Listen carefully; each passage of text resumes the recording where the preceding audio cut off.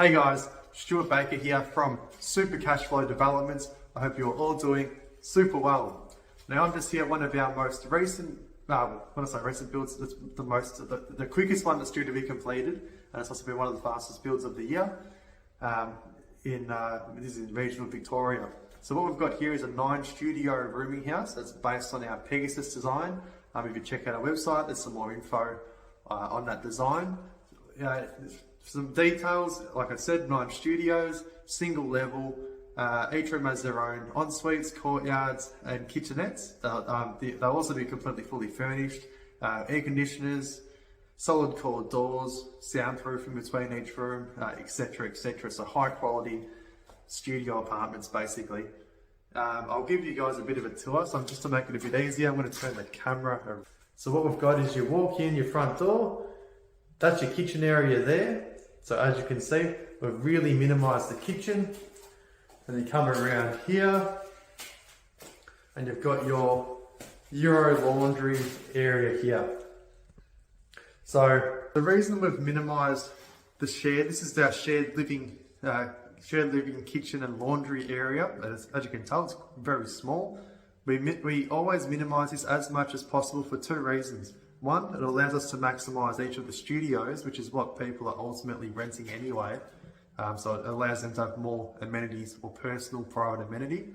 2, it also minimizes interaction between tenants, which can assist in minimizing conflict. So quite important in our experience, doing the property management and doing these sorts of projects for, I've been involved for about 12 years now. So continue the tour. So you walk in through the front door, there you can see down the hallway. So it's got the first room on the right. So as you walk in, you've got your kitchenette on the left, overhead cupboard, and then you've got your fridge space there, your gap for the fridge. You've then got your ensuite in front. So the shower's there, the sink will be there, toilet will be here.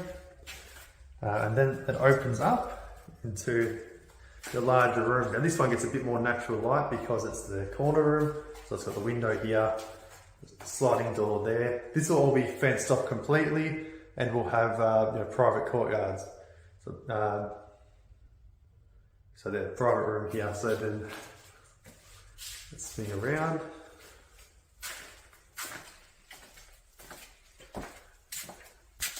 So what we've done there is we've actually separated the the kitchenette area from the room area. That's just based on a lot of feedback we've had from doing these studios, where we've had different designs, where people have felt like, they've got everything is basically an open square, for example, and they're sleeping in with their kitchenette, for example. They feel like they're living in a kitchen. It's just some feedback we've got. So that's why we've decided for most of these rooms to incorporate some separation of space between the kitchenette and the living / bedroom area. To the next room, so let's back up a bit. So here was the first room on the right. Let's go through the first room on the left. Now the first thing you'll see, this room's open. It's got the kitchenette here. Instead of a built-in robe, we've actually incorporated a walk-in wardrobe. So plenty of storage here. And then, there's sort of the area you can make your TV and your other items, and the bed on this side. So this room's a wheelchair accessible room. So that comes with the wheelchair accessible ensuite, which is approximately 7.5 square meters, just a massive room. Each room, and here's the courtyard for this room as well. So again, it'll all be fenced up. We're going to put a concrete pad down as well outside of each room or studio apartment. I'll give you a tour of one more room because there's a few different layouts in this rooming house. So actually, I'll go to one of the back rooms. So pretty much all the rooms on this side are the same layout as that corner room example, the disabled room's a different layout than every other room on the left side. Will be similar to this. So they come around, so you go in through your door. Again, this is a corner room, so what we've done here, just for the kitchenette, we've allowed a bit more natural light to come in. Ensuite, and then opens up into the room. So we didn't put the reason we didn't put any window on this wall is because there's actually parking on that side of the house because it's a corner block. But what this allows is, if someone's coming in late, should I turn the camera? So if someone's working late, for example, one of the other tenants, that will mean, there'll be a light coming through there all the time. They'll get a bit more noise transfer from outside. So that's why we decided to not actually have any window in the bedroom area, but a bit of light from the kitchenette doesn't hurt at all. And I'll take you out the back. It's not pretty at the moment. So what we've got here, the rear of the block. So the access will be through here, and at the moment all this will be cleared, and there'll be additional parking.